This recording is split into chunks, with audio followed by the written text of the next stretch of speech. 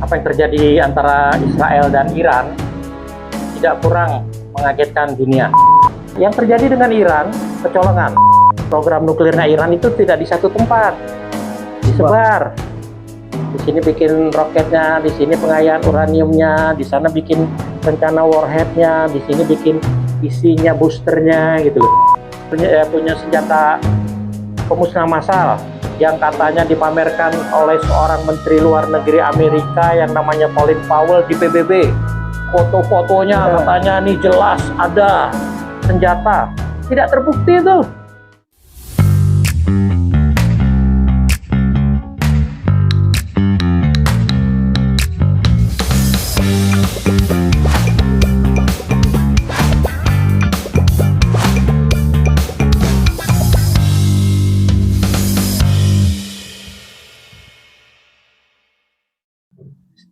Di Timur Tengah sana sekarang sedang membara, sedang terjadi perang antara Israel melawan Iran. Saling serang, saling tembakin rudal. Nah, untuk membahas hal ini, bersama saya sekarang sudah ada Pak Dian Wirengjurit, Dubes Republik Indonesia untuk Iran tahun 2012 sampai 2016. Selamat datang di Kopi Tarik. Selamat malam, terima kasih undangannya. Oke, Pak Dian, langsung aja nih. Silakan. Pada saat Israel menyerang tanggal 13 Juni kalau nggak salah, 3 hari kemudian Pak Dian menulis hal ini di Kompas ya. Ya. Nah, di situ Pak Dian membahas tentang Iran yang kecolongan nih. Nah, bisa dijelasin lebih lanjut kenapa kira-kira Iran ini bisa kecolongan? Padahal sebelumnya kan kita tahu bahwa konflik antara Iran dan Israel ini kan terjadi melalui proksi-proksinya ya, dan kemudian Israel menyerang melalui agen-agen intelijennya gitu. Nah, kenapa Iran masih bisa kecolongan juga dengan penyerangan Israel ini? Terima kasih Mas Rio, terima kasih teman-teman pemirsa. Begini, setiap ada konflik yang kemudian meletus jadi perang terbuka, pasti akan banyak komentar masuk awal. Apa yang terjadi antara Israel dan Iran tidak kurang mengagetkan dunia. Betul. Pertanyaan yang disampaikan ke saya, baik melalui WA ataupun telepon, karena dianggap saya punya pengetahuan dan pengalaman di sana, kok kejadian sampai kejadian tuh kecolongan. Buat saya, kata kecolongan, teman-teman, bukan hal yang aneh ya. Dalam konflik antar negara, dalam konflik antar kelompok negara. Makanya dalam tulisan saya yang judulnya Israel Menantang Dunia, pertama saya bahas tentang kecolongan itu. Kenapa? Buat saya kecolongan bukan hal yang aneh. Di dunia ini Amerika kecolongan di Pearl Harbor. Iya.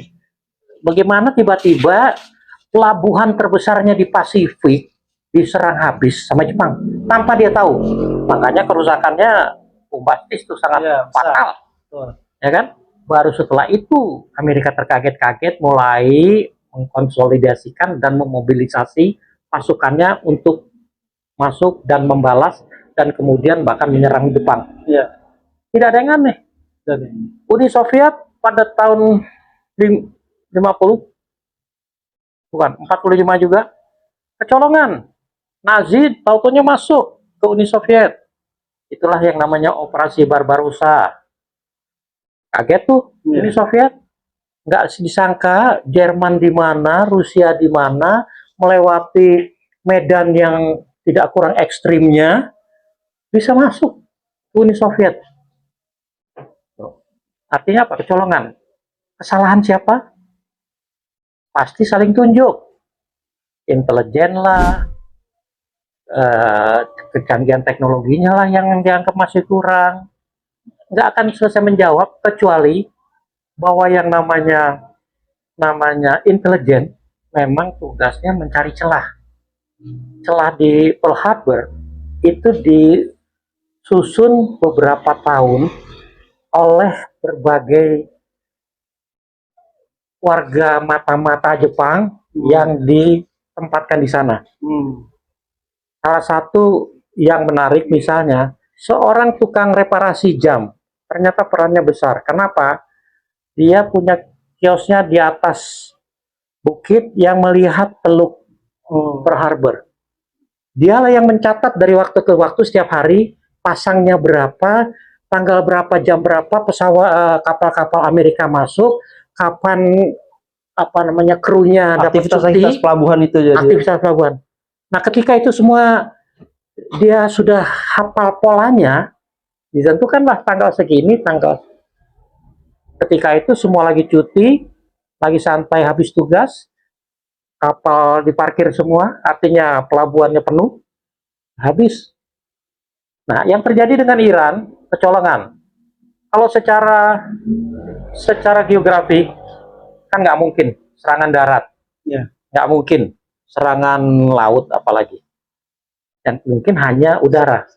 Loh, kalau udara ini ekstra pengawasannya luar biasa harusnya. Amerika pun belum tentu. Buktinya Iron Dome-nya Amerika kan, Iron Dome-nya Israel kan bisa ditembus, padahal itu buatan Amerika. Ya. Kita Indonesia luas seperti ini, bisa dibayang nggak? Kita punya kemampuan menangkal itu. Ya. Kita masih punya banyak blank spot kok, yang tidak tercover radarnya Aurila, Angkatan Laut maksudnya. Apalagi juga termasuk Iran. Tapi sekali lagi, itu yang ngajar.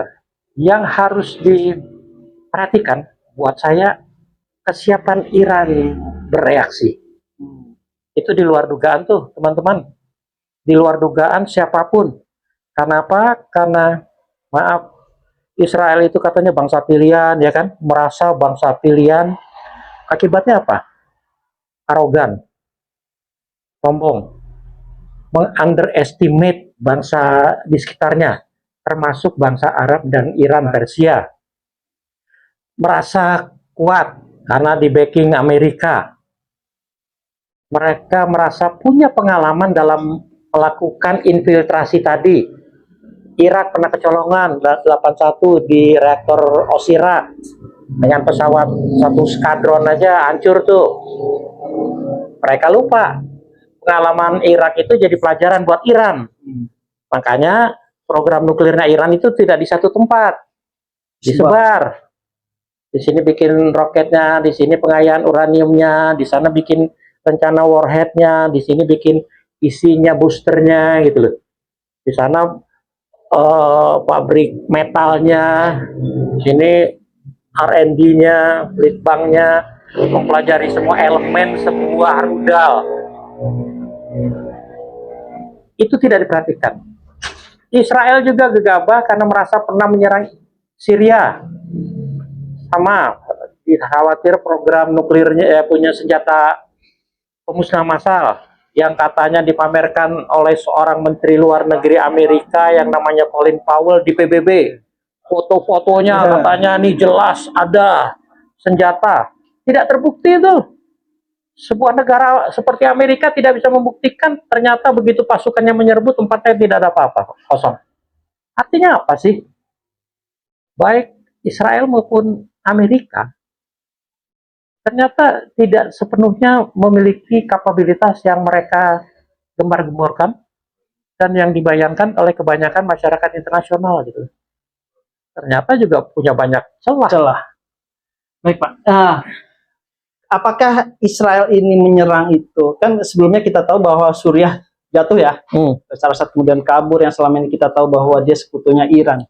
Nah ini kan Israel apakah dengan jatuhnya Suriah itu memanfaatkan kekosongan ruangan udara di Suriah, kemudian Yordan, kan untuk sampai kepada Iran itu beberapa negara melewati kan? Oke, itu kaitannya dengan hukum internasional.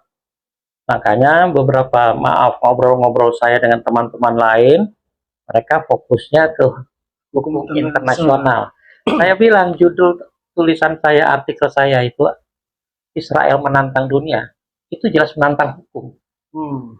Karena ini Israel, kalau berbatasan kayak Rusia sama Ukraina kan, udahlah, kita bisa tahu lah, bertetangga langsung itu lempar-lemparan ya susah diberhentiin gitu loh, orang deket sebelah-sebelahan. Tapi kalau jauh gini, itu nomor satu hanya bisa udara, ya nggak? Baik pesawat dengan rudal-rudalnya atau rudal darat, tapi maksudnya lewat udara, maupun drone. Ya deh. Ya. Nah kalau drone lihat aja peta Israel, di mana sih dia? Dia di sini, dekat laut nih. Iran di sini, gitu. Ya harus ngelewatin Yordania, ngelewatin Irak atau Syria. Ya. Itu 2000 lebih kilometer loh teman-teman. Pesawat jet manapun, secanggih manapun, belum ada yang bisa terbang 4000 bolak-balik, ngelempar bom gitu kan, atau drone atau rudal yang tanpa bantuan pengisian ulang di udara. Siapa yang punya kemampuan mengisi jet-jet tempur di udara? Amerika. Titik. Jadi itu saja dia sudah melanggar berapa teritorial, ditambah Amerika ikut-ikutan. Tidak diakui, walaupun kita bisa baca berita Amerika mengirimkan tanker-tankernya, tanker udara maksudnya. Ya. Ini aja udah melanggar. Melanggar hukumnya lagi. Pernah dengar? Ada yang namanya Traktat Non-Proliferasi Senjata Nuklir, namanya NPT. Negara-negara yang ada di situ hampir universal, 95% negara dunia sudah menjadi negara pihak. Di situ diatur yang punya negara, yang punya senjata nuklir hanya 5 negara. P5. Amerika, Rusia, China, Prancis, Inggris, titik. Suka atau tidak suka, kita harus menerima. Dia yang menang perang, dia yang menentukan dunia atau berlima. Terus kita boleh nggak memanfaatkan teknologi nuklir? Bisa, diatur. Itulah yang namanya nuklir untuk tujuan damai, pertanian, kedokteran, ya, apapun. Kita memanfaatkan tuh, Jogja, Serpong, mana lagi? Batan, ya kan? Batan di Batan. Nah, artinya boleh kalau untuknya. Terus apa yang membedakan dengan senjata nuklir? Pengayaan uraniumnya. Kalau cuma 3%, kita lagi mau bangun kan pembangkit listrik tenaga nuklir, itu cukup pengayaan uranium sampai 3,67%. Cukup tuh. Untuk pertanian juga segitu, untuk kedokteran segitu. Kalau di uranium ini diperkaya, batasnya itu 20%. Kalau udah mulai 20%, dia akan cepat bisa diperkaya sampai 90%. Kalau dia mampu memperkaya uranium sampai 90%, dia bisa mampu bikin senjata nuklir. Nah, itu kan yang dijadikan alasan oleh Israel nih, ya, untuk mengalukan preemptive strike itu. Menurut Pak Dian bagaimana? Apakah alasan itu sebenarnya bisa diterima? Saya bilang tadi, Iran kan membuat program nuklirnya itu tersebar. Di sini pengayaan uraniumnya, di sini dicek, karena diduga mengarah ke 90%. Ya. Dikirim tenaga dari WINA, dari IAEA, tidak terbukti. Iran kan nggak bodoh ya. Kalau saya ditanya bangsa yang pintar itu kan selain Yahudi, saya bilang Iran gitu loh, Persia tuh. Kan udah disebar pengayaannya. Nah, artinya ketika dia di sini, nggak ada. Dia ke sana, nggak ada. Tapi yang dilakukan oleh IAEA itu mengirim inspektur. Inspektur ini sendiri, maaf, menyalahi hukum internasional karena dia tidak bisa bersikap objektif. Inspekturnya IAEA itu sebagian besar dari Barat, yang sudah antipati sama Iran. Direktur Jenderal IAEA yang tahun 2009 sampai 2019, orang Jepang, itu terbukti WikiLeaks dapat dokumen percakapan Dirjen itu sama dubes Amerika di WINA. Oh, yang kira-kira isinya udah Amerika maunya apa? Dengan tim inspektur IAEA, saya yang ngatur. Itu sudah disetir sama Amerika. Sudah disetir. Jadi laporan yang dibuat oleh tim IAEA itu sudah tidak objektif. Sudah melanggar kaidah sebuah organisasi yang mestinya netral, mestinya terbuka, ini kan tidak benar. Nah, dengan itu saja kita bisa lihat nih. Makanya karena kepanikan IAEA atau Amerika khususnya, dia bilang ini nggak terbukti, nggak bukti. Jangan-jangan di sini komponen utamanya. Nah, komponen utama yang dibilang itu adalah pabrik senjata. konvensional. Konvensional. Loh, sekarang kira-kira mau nggak kita Jogja sama Serpong diperiksa sama IAEA karena nggak ada apa-apa dia mau ke Pindad gitu loh. Ya. Loh kan nggak ada urusan dong kita mau buat tank mau buat apa gitu kan nggak ada kaitan sama nuklir. Ya Iran nggak mau, tapi dibilangnya Iran yang tidak menepati komitmen, tidak bekerja terbuka. sama ya. Nah itulah yang terjadi. Nah, menurut pengamatan Pak Dian sendiri, sebenarnya sejauh mana sih kemampuan Iran dalam angkatan bersenjata ataupun dalam pengayaan uranium itu? Oke, teman-teman, silakan tanya, silakan cari data sendiri bahwa sebuah senjata nuklir itu harus ada 4 syarat. Pengayaan uranium 1, kedua roket, tabung roket yang kita bikin eksperimen tuh di Pamengpek tuh 8 tuh, itu kan kayak mercon, plung gitu kan, cuman jatuh di laut. Padahal metalnya itu kan nggak sembarangan tuh untuk daya tahan panas, apalagi bobotnya, apalagi jarak yang mau ditempuh, apalagi trajektorinya, Betul. ya kan? Nah, harus ada roket, harus ada muatannya apa? Konvensional, bahan meledak biasa, atau bahan ledak nuklir. 4, harus ada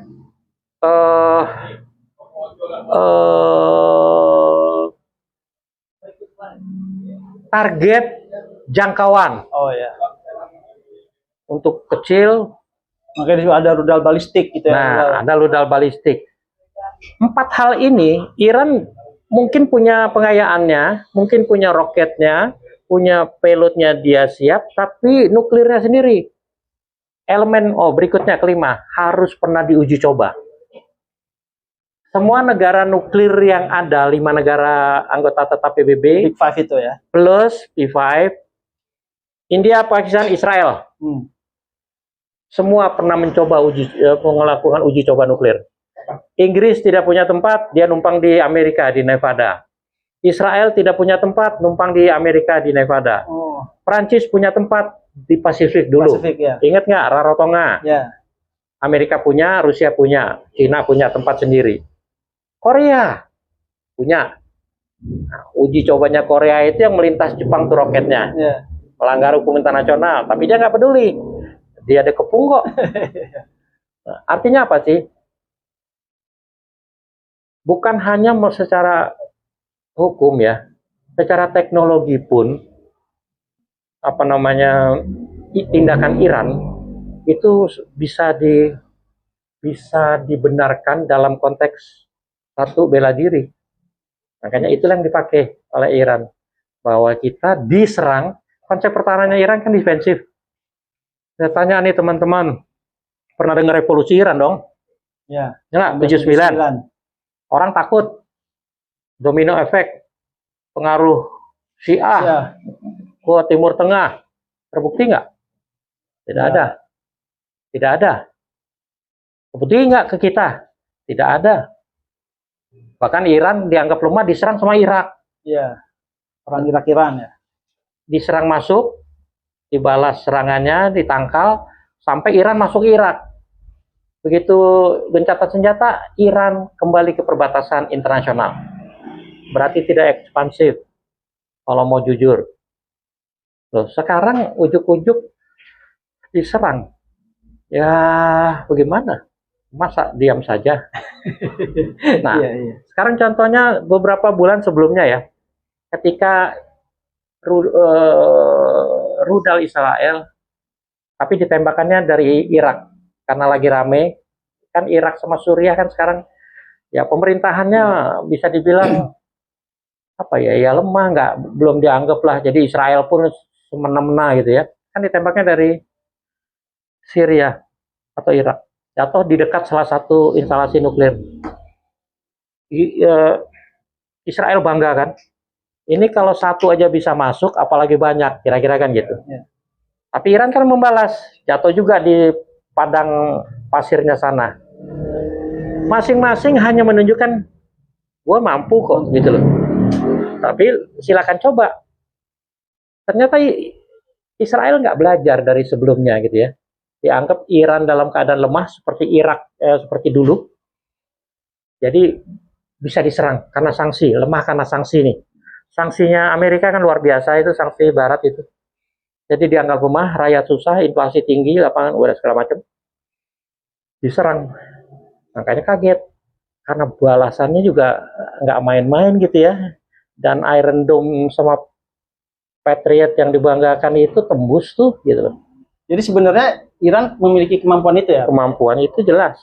Nah, tadi kan kita lihat bahwa keterlibatan Amerika tuh masih malu-malu lah Betul, untuk diekspos ya kan gitu. betul. Nah, menurut Pak Dian ke depan dengan posisi Amerika saat ini, di mana dia juga sedang berhadapan dengan Cina dengan perang dagang, apakah Amerika akan secara terbuka terjun ke dalam perang ini?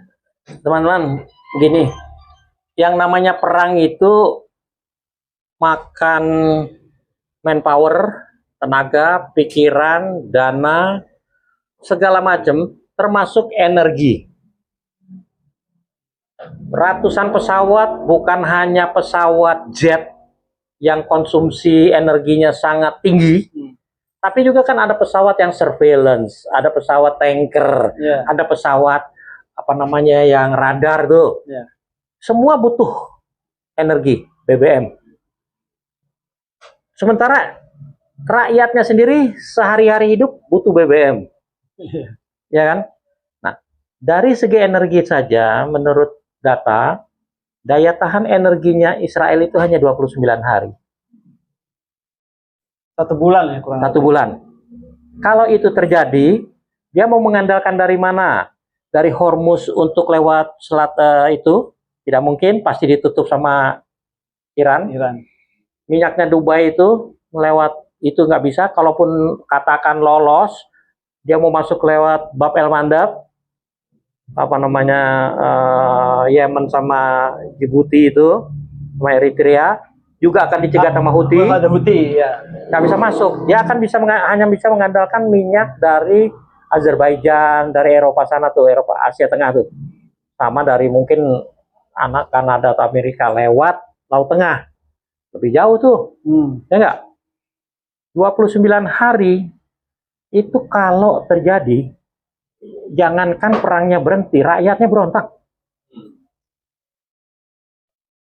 Ya dong, nggak ada minyak, nggak ada apa. Makanya sekarang juga Netanyahu mengalami tekanan dalam negerinya. Betul. Ya? Makanya kalau tadi dibilang Amerika malu-malu, Amerika itu dimanapun perang, kan cuman, ya itu memang malu-malu ya, apa ya bahasa ininya sih, munafik lah gitu ya. Karena yang diomongin sama kenyataan beda. Semua perang yang dilakukan Amerika selain perang Pasifik itu mulainya mancing-mancking gitu loh.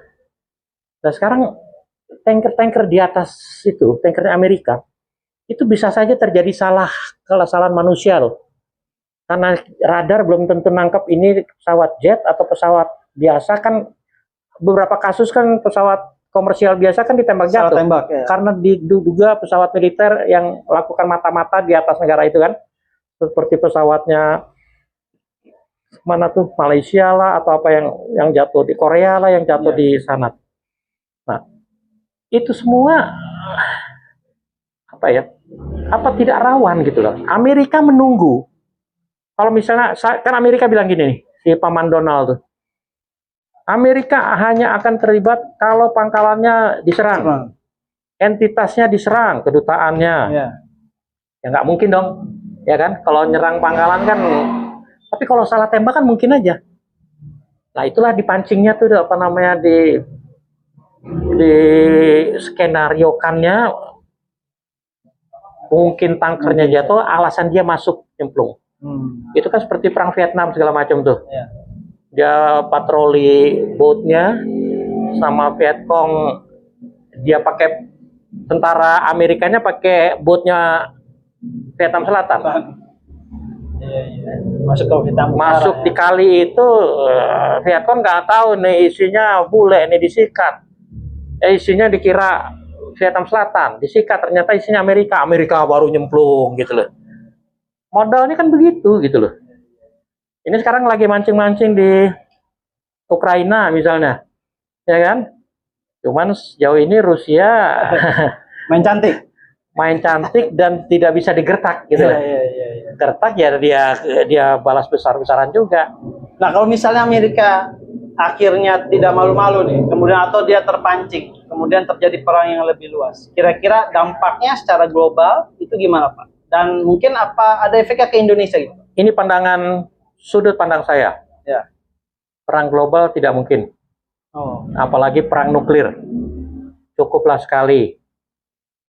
Nuklir jatuh di Jepang tahun 45, dampaknya itu sampai sekarang masih ada. Korban-korban yang tua-tua itu.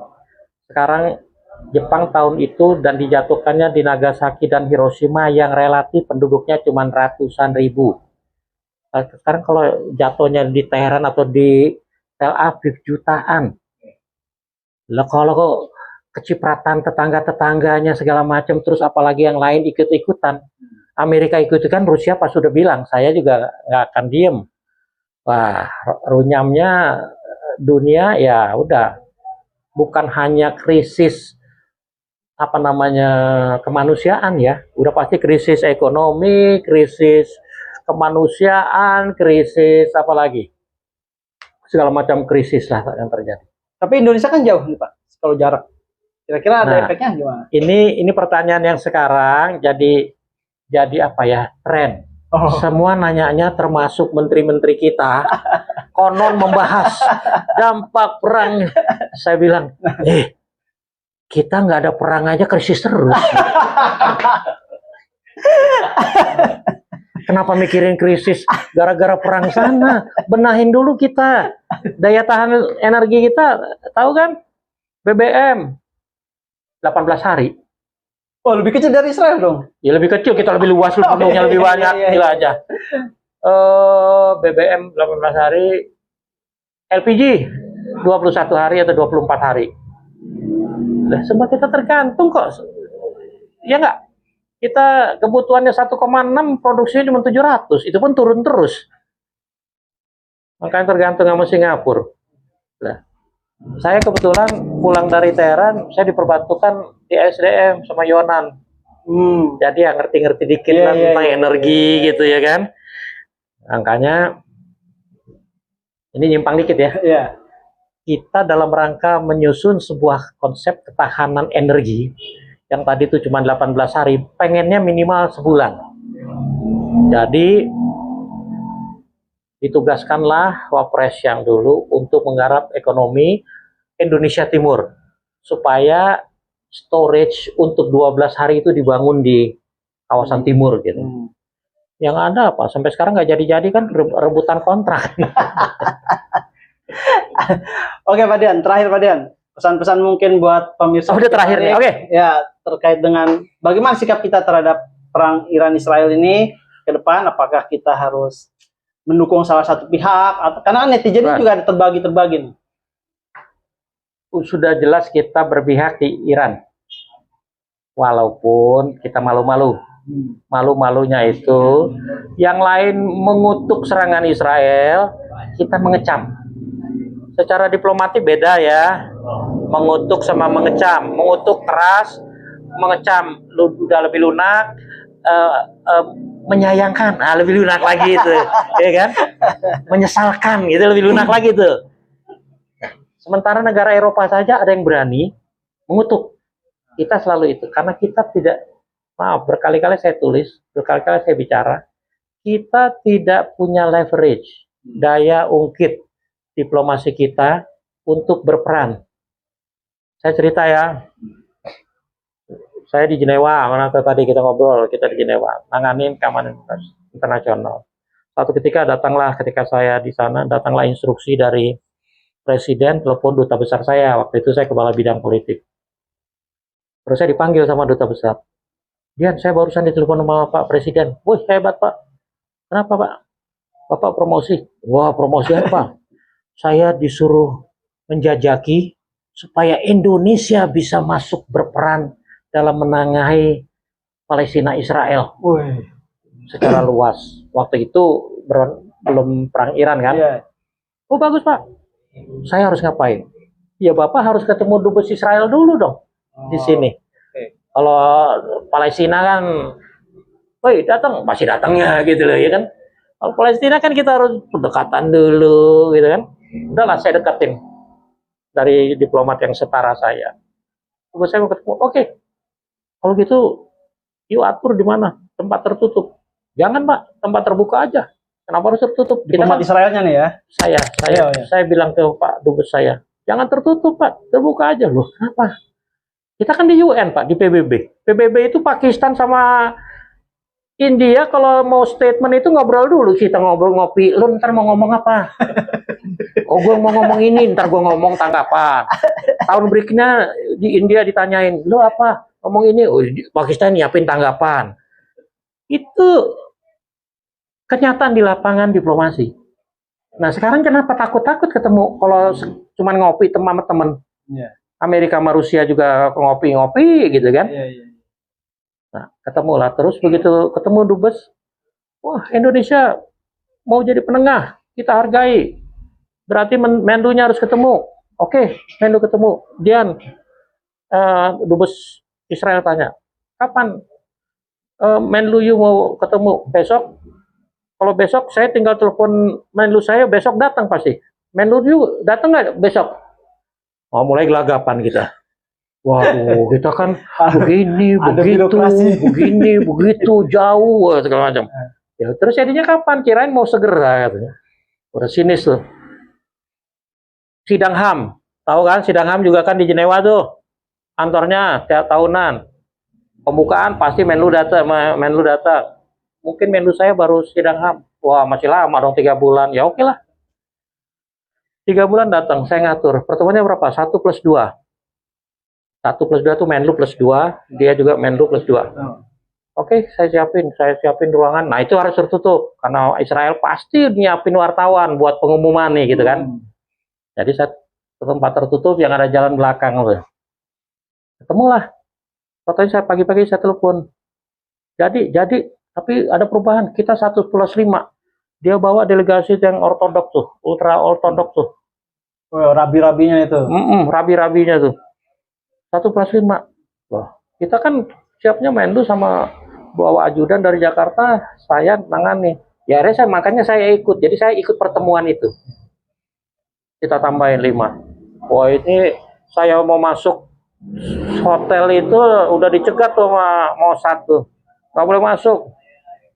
Saya yang ngatur pertemuan ini, saya dari Indonesia, baru masuk. Wah ini lagi di sterilisasi tuh. Kolong-kolong segala macam tuh. Ketemulah. Indonesia mau jadi ini, kita hargai. Besok kita umumkan di media Israel. Ada satu syarat. Apa itu? Akui Israel dulu. Wajar dong. Masa situ musuhan, terus saya mau nengahi, tapi saya dekatnya sama situ gitu. Kan nggak mau Israel. Jawaban gelagapan Menlu. Wah itu nggak mungkin. Konstituen kita belum bisa menerima untuk mengakui negara Anda. Loh, kalau Anda punya konstituen, saya juga punya konstituen di Israel. Bagaimana konstituen saya akan menerima kalau bilang Indonesia akan jadi penengah? Nah Indonesia kan nggak ngakui kita, kok dijadikan penengah? Wah itu pemerintahan kami bisa runtuh itu. Iya nggak? Masa nyerahin penengah kepada yang nggak punya hubungan, gitu loh. Dengan itu Menlu gelagapan jawab. Wah ya mungkin, tapi yang penting kita terus konsultasi ya. Wah udah cuma gitu-gitu aja. Dubes Israelnya cuma bilang kita makan aja makan. Ya. Oke baik Pak Dian, terima kasih ceritanya nih. Udah itu aja. Ya. Oke. Buat pemirsa Kopi Tarik, Bapak mau ada pesan? Pesan aja begini loh teman-teman. Terakhir, abad teknologi AI. Perang sekarang bukan hanya di lapangan, tapi perang sosmed sama AI. AI itu video-video itu kita harus bisa cerdas loh, memilah. Ada yang bomnya kayak apa Iya. Namun secara wajar aja deh. Iya.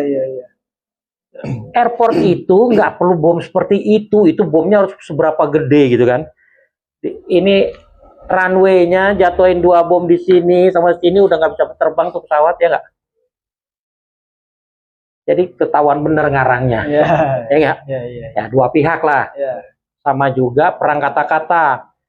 Netanyahu bilang gini, Ayatullah Khamenei bilang begini. Ya.